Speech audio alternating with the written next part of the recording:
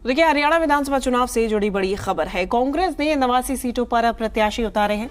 CPIM को एक seat तो वहीं कांग्रेस ने सोहना सीट से प्रत्याशी का ऐलान किया है। सोहना से रोहतास खटाना को मैदान में उतारा है। जेजेपी से कांग्रेस में शामिल हुए हैं रोहतास खटाना, इनको टिकट दिया गया है। गठबंधन में कांग्रेस ने एक सीट सीपीआईएम को दी है। बता दें कि कुल मिला के 89 सीटों पर कांग्रेस ने प्रत्याशियों का ऐलान किया है।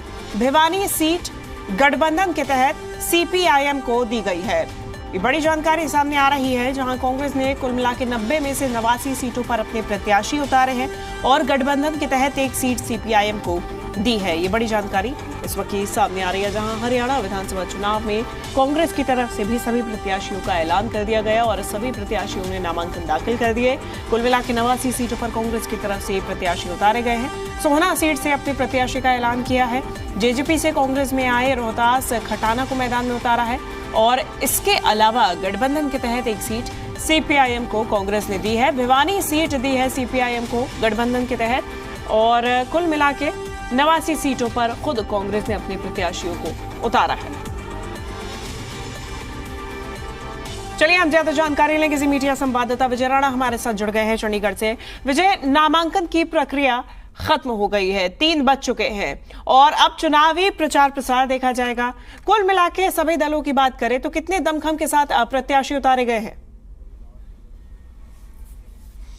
देखिए, अपनी तरफ से सभी दलों ने पूरा दमखम दिखाया है। खासतौर पर अगर हम भाजपा और कांग्रेस की बात करें तो ज़्यादातर जो पहली जो शुरुआती जो लिस्टें आई थी उसमें मौजूदा विधायकों को, मंत्रियों को, पूर्व विधायक, पूर्व मंत्री, इस तरह के लोगों को जो है शुरुआती लिस्टों में जगह दी गई और बाद में जब इस तरह के सीनियर नेताओं को शामिल कर लिया गया अपनी लिस्टों में, उसके बाद जो है नए चेहरों की तरफ ध्यान दिया गया और नए चेहरे भी इस तरह से सोच समझ कर चुने गए हैं, जिसमें पार्टियों ने अपना आंतरिक सर्वे करवाया और जिताऊ उम्मीदवार उनको लगा कि जो चेहरे हैं वो जिताऊ साबित हो सकते हैं, जो जातीय समीकरणों पर सही बैठते हैं, अपने अपने इलाके में लोकप्रिय हैं एक नेता के तौर पर और बड़ा जन समर्थन उनके साथ है, बड़ा वोट बैंक उनके साथ है और आने वाले चुनाव में अच्छा प्रदर्शन वो लोग कर सकते हैं। तो इस तरह के उम्मीदवारों को जो है वो जगह पार्टी ने अपने अपनी लिस्टों में दी है।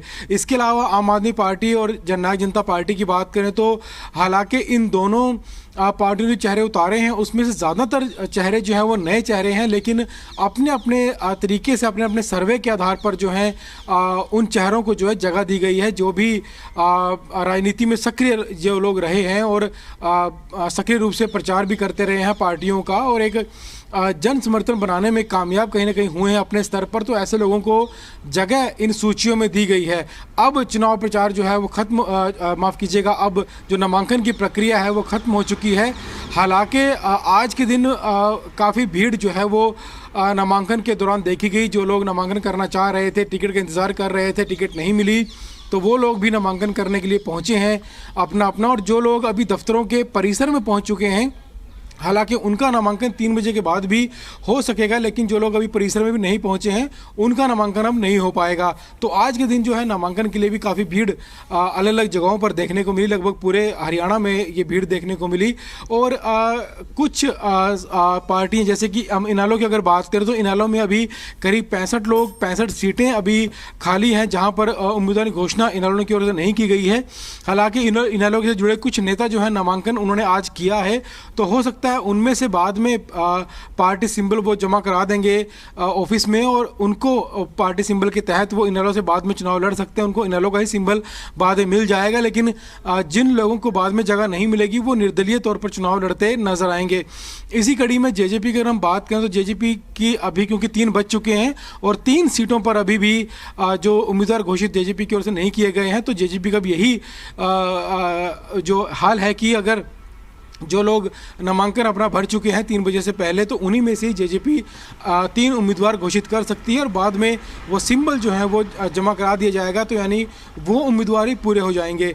तो यानी इस समय सभी पार्टियां का जो नामांकन की जो प्रक्रिया थी वो अब पूरी हो चुकी है और अब चुनाव प्रचार में सभी पार्टियां जुट जाएंगी पूरे तरीके से। चुनाव प्रचार पहले से भी चल रहा था, लेकिन जो अधिकतर जो नेता थे, जो सीनियर नेता भी थे, वो कहीं ना कहीं नामांकन प्रक्रिया में या लिस्टें जारी करने की प्रक्रिया में व्यस्त थे। तो अब सारी जो प्रक्रियाएं हैं वो बंद हो चुकी हैं और अब पूरी तरह से 100% पार्टी नेता जो हैं वो अब चुनाव प्रचार में जुट जाएंगे और कोई कसर अब कोई पार्टी चुनाव प्रचार में छोड़ना नहीं चाहती। 5 अक्टूबर को मतदान होना है हरियाणा में और उससे पहले सभी पार्टियां चाहती हैं कि पूरे जोरदार किया जाए ताकि चुनाव में अच्छा प्रदर्शन किया जा सके और जब परिणाम साबित हो तो परिणाम भी उनके अनुरूप आ जाएं। जी निश्चित रूप से विजय। और अगर हम कांग्रेस की बात करें तो कांग्रेस ने भी शुरुआती दौर में दावा किया था 90 की 90 सीटों पर प्रत्याशियों का ऐलान करने का। हालांकि अंत में आते आते सीपीआईएम को एक सीट दे ही दी है, भिवानी सीट।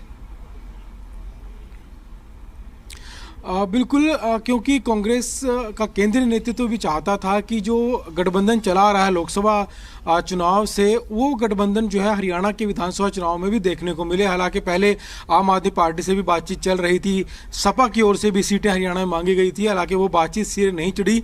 लेकिन अब CPI-IM के हिस्से में एक सीट जरूर आई है और ये एक सीट हालांकि 90 में से एक सीट देना कोई बहुत बड़ी बात नहीं है, लेकिन कम से कम जो गठबंधन धर्म है वो कांग्रेस जो है विधानसभा चुनाव में निभा रही है और आगे कांग्रेस के शीर्ष नेतृत्व है वो ये बात कहने के लिए तैयार रहेगा कि हरियाणा में भी गठबंधन निभाया गया। हालांकि सिर्फ एक ही सीट दी गई, लेकिन सीट सहयोगी दलों को जरूर दी गई।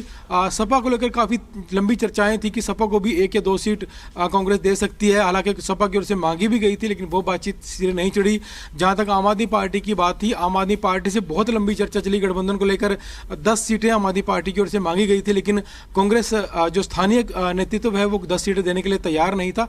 बातचीत चली, लेकिन जिस तरह से बातचीत लंबी होती जा रही थी और देरी होती जा रही थी, उसको देखते हुए आम आदमी पार्टी ने भी अकेले चुनाव लड़ना ज्यादा सही समझा और बातचीत खत्म करके जो है अपनी जो पहली लिस्ट जी वो जारी कर दी और उसके बाद 90 सीटों पर आम आदमी पार्टी की ओर से अब लिस्ट अपनी उम्मीदवारों की लिस्ट जारी हो चुकी है। तो अब सारा जो खाका है वो अब तैयार हो चुका है विधानसभा चुनाव को सभी पार्टियों को लेकर। कम ही बच रही थी। फिलहाल विजय, बहुत शुक्रिया आपका तमाम जानकारी हम तक पहुंचाने के लिए।